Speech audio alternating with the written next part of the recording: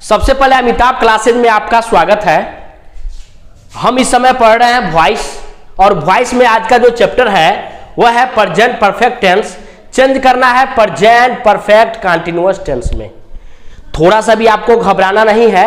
अगर आपने active voice passive voice का अध्ययन सही तरीके से नहीं किया, या आपको एक्टिव वॉइस से पैसिव वॉइस बनाने का अगर ढंग नहीं है, तो कृपया करके हमारे वीडियो से जुड़े रहें। कंफर्म है कि आपको एक्टिव से पैसिव वॉइस बनाने का जो ढंग है वो जरूर आ जाएगा, ठीक है ना।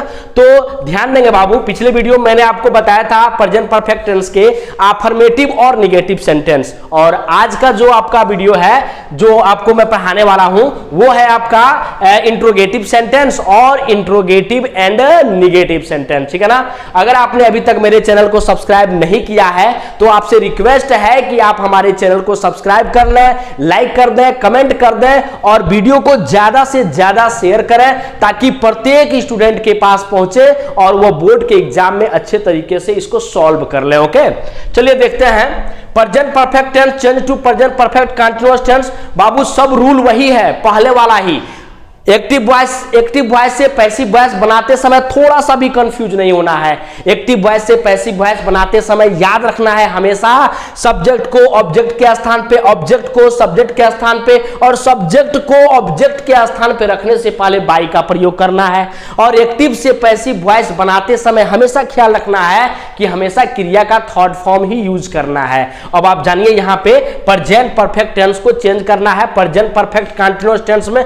वैसे आपको मालूम होगा बाबू, प्रेजेंट परफेक्ट टेंस का जो हेल्पिंग वर्ब होता है, जो सहायक क्रिया होता है, वो हैज और हैव होता है। और ये भी मालूम है कि इसमें क्रिया का थर्ड फॉर्म का यूज करते हैं। लेकिन जब हम एक्टिव वॉइस से पैसिव वॉइस में चेंज करेंगे, यानी प्रेजेंट परफेक्ट को जब हम प्रेजेंट परफेक्ट कंटीन्यूअस टेंस में चेंज करेंगे बाबू, तो बस बेधड़क हैज बीन और हैव बीन का प्रयोग आपको करना है। समझ में आ गया? यानी हैज हैव अगर एक्टिव में दिया है तो पैसिव में आप हैज बीन हैव बीन में बदल दीजिए। ओके, और जो क्रिया का थर्ड फॉर्म यानी प्रेजेंट परफेक्ट टेंस में भी क्रिया का थर्ड फॉर्म लगाते हैं, और जब इसका पैसिव वॉइस बनाएंगे उस समय भी आपको क्रिया का कौन सा फॉर्म लगाना है? थर्ड फॉर्म लगाना है। ओके, तो चलिए ध्यान देंगे। यहां प्रेजेंट परफेक्ट टेंस को जब हम चेंज करते हैं प्रेजेंट परफेक्ट कंटीन्यूअस टेंस में, तो आपको मालूम होगा सहायक क्रिया हैज बीन हैव बीन है, लेकिन हम क्रिया में आईएनजी जोड़ते हैं। लेकिन जब हम एक्टिव से पैसिव वॉइस जब हम बनाएंगे तब हमें क्रिया में आईएनजी नहीं जोड़ना है बाबू, क्योंकि हम एक्टिव से पैसिव वॉइस जब हम बना रहे हैं तो हमेशा याद रहे क्रिया का कौन सा फॉर्म होगा? थर्ड फॉर्म होगा। ओके, बिल्कुल चिंता नहीं करना है। इंट्रोगेटिव सेंटेंस हमने स्टार्टिंग किया है। इंट्रोगेटिव सेंटेंस का मतलब होता है बाबू प्रश्न सूचक वाक्य, ऐसे वाक्य जिससे प्रश्न पूछा जाए, और वही चीज अगर एक्टिव वॉइस में स्टार्टिंग हो तो उसका पैसिव वॉइस हम किस प्रकार से बनाएंगे, बस वीडियो से बने रहिए। अगर आपने अभी तक लाइक नहीं किया है तो लाइक कर लें, शेयर कर दें, और उसके बाद से कमेंट कर लें, ठीक है ना। यहां ध्यान देंगे, रूल है आपका, सबसे पहले आपको हैज और हैव लिखना है, वो भी किसके अनुसार? सब्जेक्ट के अनुसार। देखिए यहां पे सब्जेक्ट नहीं ऑब्जेक्ट रहेगा, क्योंकि आपको मालूम है सब्जेक्ट को ऑब्जेक्ट के स्थान पर, ऑब्जेक्ट को किसके स्थान पर बदलते हैं बाबू? यानी सब्जेक्ट के स्थान पे, यानी सब्जेक्ट को ऑब्जेक्ट के स्थान पर, ऑब्जेक्ट को सब्जेक्ट के स्थान पर बदलते हैं। तो देखिए सबसे पहले आपका हैज और हैव होगा, ठीक ना, और वो भी किसके अनुसार? इस ऑब्जेक्ट के अनुसार। अगर ऑब्जेक्ट एक वचन है तो आप हैज लगा लीजिए, अगर ऑब्जेक्ट आपका बहुवचन है तो हैव लगा लीजिए, अगर ऑब्जेक्ट आपका आई है तो आप हैव लगा लीजिए, ठीक है ना। और उसके बाद से आपको ऑब्जेक्ट लिखना है, यानी हैज और हैव के बाद से ऑब्जेक्ट लिखना है, फिर उसके बाद से बीन का प्रयोग करना है, उसके बाद से क्रिया का थर्ड फॉर्म। ये तो मालूम है एक्टिव वॉइस से पैसिव वॉइस बनाएंगे तो हमेशा क्रिया का थर्ड फॉर्म होगा, उसके बाद से आपको बाई का प्रयोग करना है, और उसके बाद से सब्जेक्ट हो जाएगा। और इंट्रोगेटिव सेंटेंस है तो बेधड़क आपको क्वेश्चन मार्क का प्रयोग तो करना ही है, क्योंकि एक्टिव में अगर क्वेश्चन मार्क है तो आपको पैसिव में भी क्वेश्चन मार्क का प्रयोग करना है। ओके, चलिए पहला सेंटेंस देख लेते हैं बाबू।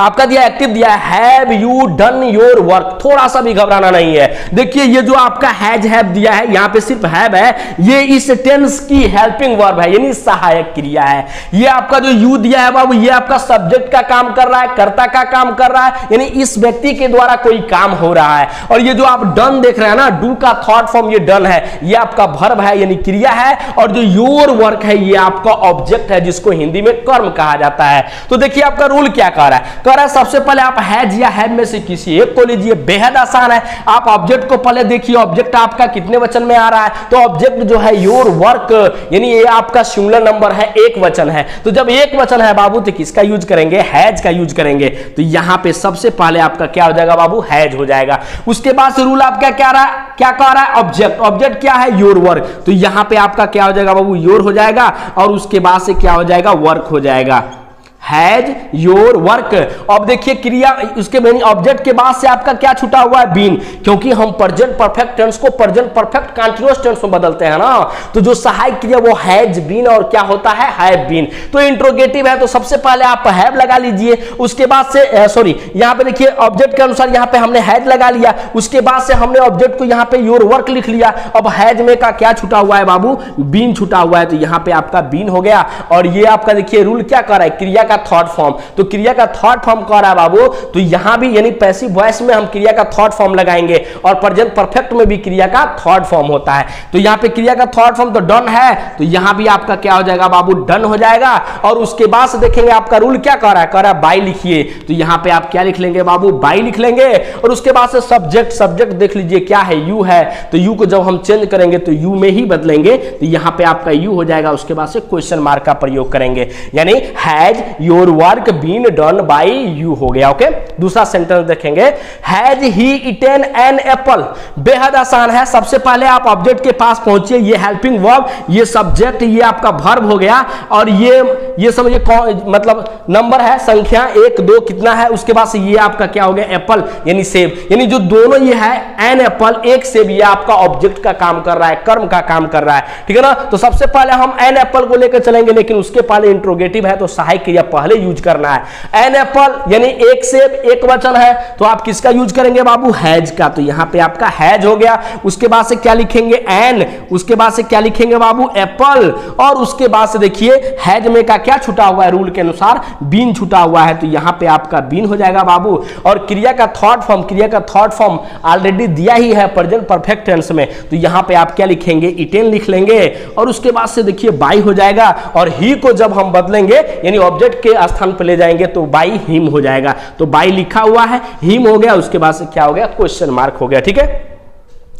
अब यहां देखिए why has she cooked her food दिया, थोड़ा सा भी बाबू घबराना नहीं है, अगर क्वेश्चन वर्ड कुछ भी आ जाए, व्हाई आ जाए, व्हाट आ जाए, वेयर आ जाए, व्हेन आ जाए, हाउ आ जाए, ठीक है ना, तो जो क्वेश्चन वर्ड दिया है सेम हम क्वेश्चन वर्ड को उतार देंगे एक्टिव वॉइस से पैसिव वॉइस बनाते समय, ठीक है ना। तो सबसे पहले देखिए, सबसे पहले क्या हो जाएगा, व्हाई हो जाएगा। अब व्हाई के बाद से हम देख लेंगे रूल हमारा क्या कह रहा है, रूल कह रहा है हैज या हैव में से किसी एक को लिखिए, वो भी किसके अनुसार, ऑब्जेक्ट के अनुसार, ऑब्जेक्ट को देख के लिखना है बाबू। अब ऑब्जेक्ट देखिए इसमें क्या है, हर फूड है, क्या है, हर फूड, तो यहां पे सबसे पहले हर फूड के अनुसार हम हैज और हैव में किसका यूज करेंगे बाबू, हैज का यूज करेंगे, तो यहां पे आपका क्या हो जाएगा, हैज, और उसके बाद से ऑब्जेक्ट आप लिख लेंगे हर, उसके बाद से क्या हो जाएगा, फूड, हर फूड हो गया। अब हैज में का क्या छूटा हुआ है बाबू, बीन छूटा हुआ है, तो यहां पे आपका क्या हो जाएगा, बीन हो जाएगा।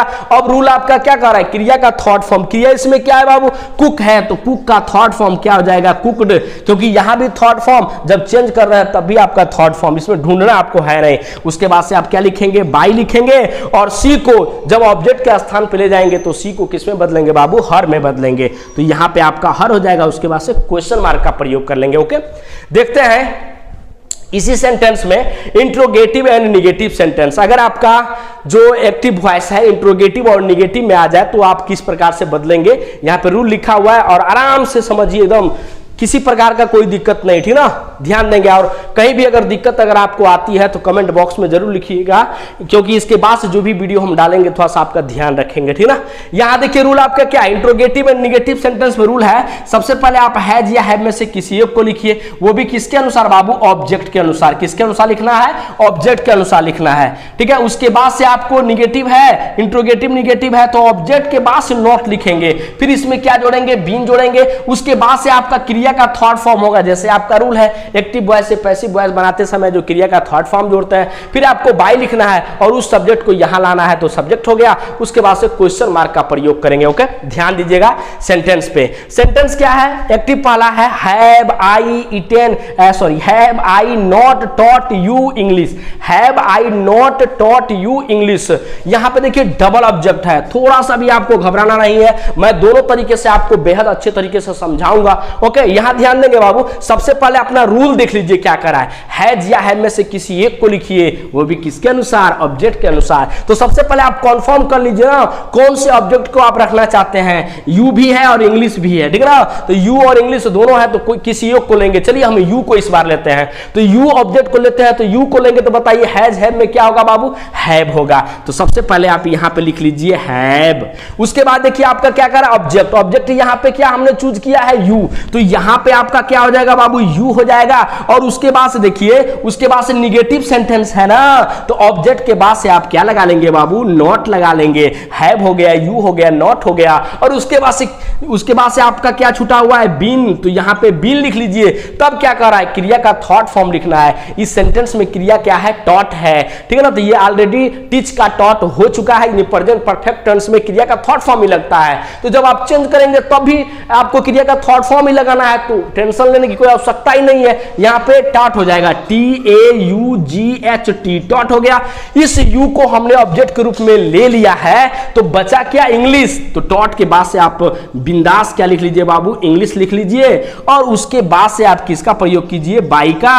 और बाई का प्रयोग करने से पहले देख लीजिए आई दिया है ना, तो आई को हम किस में बदलेंगे? मी में बदलेंगे। तो बाई के बाद से क्या हो जाएगा बाबू? मी हो जाएगा, और क्वेश्चन मार्क का प्रयोग कर लेंगे। ओके, अब इसको थोड़ा सा ध्यान देंगे, एक रूल से और लगा सकते हैं। जैसे अभी मैंने आपको क्या बताया, डबल ऑब्जेक्ट दिया है तो इसको दो तरीके से लिख सकते हो। सबसे पहले ध्यान देंगे, जैसे यू वाला तो हो गया, अब अगर इंग्लिश को ऑब्जेक्ट के रूप में लेना हो तब क्या करेंगे? तो चलिए, अगर इंट्रोगेटिव और निगेटिव सेंटेंस है और इंग्लिश को ऑब्जेक्ट के रूप में लेना है तो क्या करेंगे? तो देखिए यहां पर देख लेंगे आप एक बार थोड़ा सा, यहां पे उसका पैसिव वॉइस देख लीजिए। सबसे पहले मान लीजिए इंग्लिश को लेके आएंगे तो सहायक क्रिया क्या होगा बाबू? हैज। हैज जब होगा तो हैज के बाद से हम क्या लिख लेंगे? इंग्लिश। ओके, अब इंग्लिश लिखने के बाद से ध्यान दीजिएगा, इंग्लिश लिखने के बाद से निगेटिव है ना, इंट्रोगेटिव निगेटिव, नॉट का प्रयोग कर लेंगे। फिर यहाँ पे क्या लिखेंगे? बीन लिखेंगे। और फिर क्रिया का थर्ड फॉर्म लिखना है, तो क्रिया क्या है बाबू? टॉट है, तो TAUGHT, टॉट हो गया। इंग्लिश ऑब्जेक्ट को ले चुके हैं तो बचा क्या? यू। टॉट के बाद से हम क्या लिख लेंगे बाबू? यू लिख लेंगे। बाई, और फिर यहाँ पे क्या था? सब्जेक्ट आई था, तो हम किस में बदल देंगे? मी में बदल देंगे, और क्वेश्चन मार्क का प्रयोग कर लेंगे। ओके, समझ में आ गया? चलिए देखते हैं दूसरा सेंटेंस देखते हैं। हैज रीमा नॉट संग ए सॉन्ग, ठीक है ना? तो यहां पे ध्यान देंगे बाबू, सबसे पहले हैज या हैव में से किसी एक को लिखना है, वो भी किसके अनुसार? ऑब्जेक्ट के अनुसार। ऑब्जेक्ट यहां पे क्या है? A song. ए सॉन्ग को जब इधर लाएंगे तो सहायक क्रिया क्या बनना चाहिए? हैज बनना चाहिए। तो आपको मालूम है ए सॉन्ग, एक गीत यानी एक वचन का बोध हो रहा है, सिंगुलर नंबर का बोध हो रहा है, तो हैज हो गया। उसके बाद से क्या लिखेंगे? ए लिखेंगे, और उसके बाद से क्या हो जाएगा? सॉन्ग हो जाएगा। और देखिए निगेटिव सेंटेंस है ना, तो बिंदास ऑब्जेक्ट के बाद से आप क्या लिख दीजिए बाबू? नॉट लिख दीजिए। और उसके बाद से इसमें का क्या छूटा हुआ है? बीन छूटा हुआ है, तो बीन लिख दीजिए। क्रिया का थर्ड फॉर्म आपको लिखना है ना, तो सॉन्ग का थर्ड फॉर्म बाबू मालूम होगा आपको, संग ही होगा, क्योंकि सिंग, सेंग, संग ऑलरेडी संग दिया है, क्रिया का थर्ड फॉर्म ऑलरेडी दिया है, तो यहां भी आपका संग हो जाएगा। और उसके बाद से हम क्या लिखेंगे? बाई लिखेंगे, और रीमा यानी नाम को वहां ले जाएंगे तो नाम ही होगा, जो नाम रहेगा। तो बाई यहां पे क्या हो जाएगा? रीमा हो जाएगा। और उसके बाद से क्वेश्चन मार्क का प्रयोग कर लेंगे। ओके, ठीक है, नेक्स्ट क्वेश्चन देख लेंगे बाबू।